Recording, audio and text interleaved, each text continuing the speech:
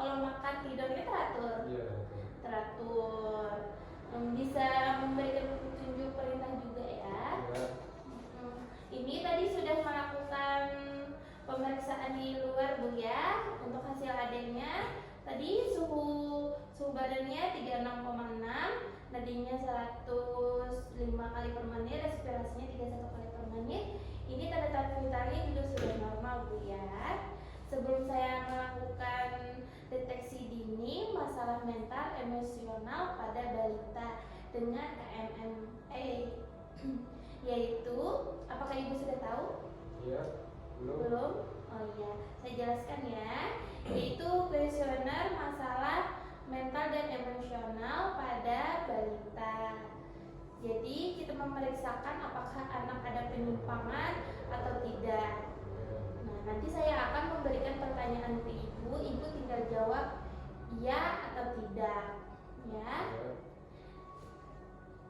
Yang apakah anak yang pertama, apakah anak Anda sering terlihat marah tanpa sebab yang jelas seperti banyak menangis, mudah tersinggung, atau bereaksi berlebihan terhadap hal-hal yang biasanya dihadapi? Iya. Iya ya. Yang kedua, apakah anak Ibu tampak menghindar dari teman-temannya atau anggota keluarga seperti ingin merasa sendiri, menyendiri, atau merasa sedih sepanjang waktu, kehilangan minat terhadap hal-hal yang biasa sangat dinikmati? Tidak ya. Yang ketiga, apakah anak Ibu terlihat berlaku merusak dan menentang terhadap lingkungan di sekitarnya, seperti melanggar peraturan yang ada, mencuri, seringkali melakukan perbuatan yang berbahaya bagi dirinya, atau menyiksa binatang atau anak-anak lainnya, yang tampak tidak peduli dengan nasihat-nasihat yang sudah diberikan kepada anak?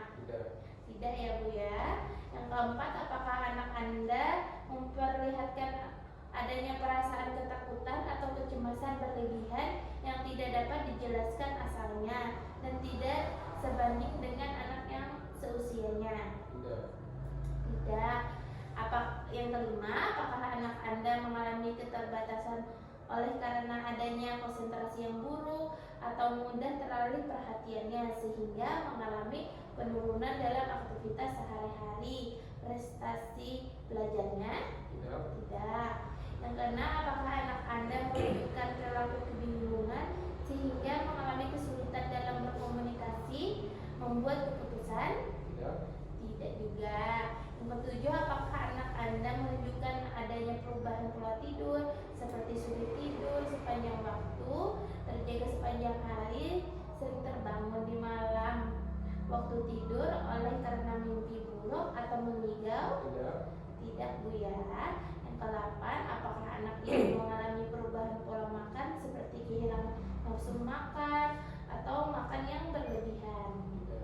Tidak juga Bu ya. Yang sembilan, apakah anak Ibu seringkali mengeluh sakit kepala, sakit perut, atau keluhan-keluhan fisik lainnya? Iya. Tidak. Tidak ya. 10, apakah anak Anda sering mengeluh putus asa atau berkinaan untuk mengakhiri hidupnya? Tidak.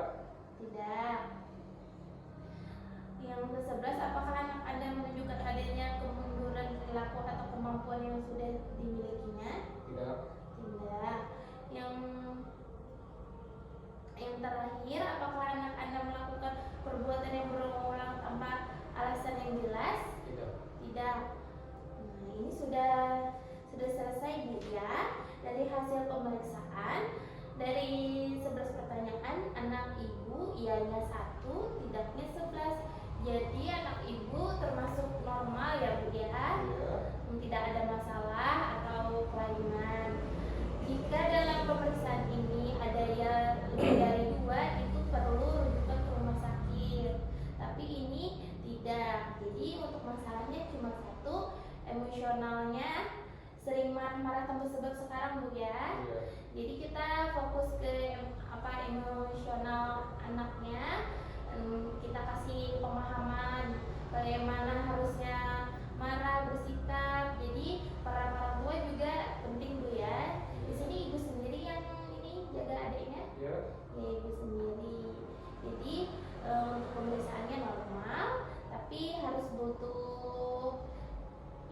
sama keluarganya, sama ibu terutama, pengawasan Bu ya, Iya. agar emosinya tidak meledak-ledak seperti biasanya. Sampai di sini ada yang ditanyain Ibu? Tidak ada. Tidak ada ya. Kalau gitu terima kasih Ibu.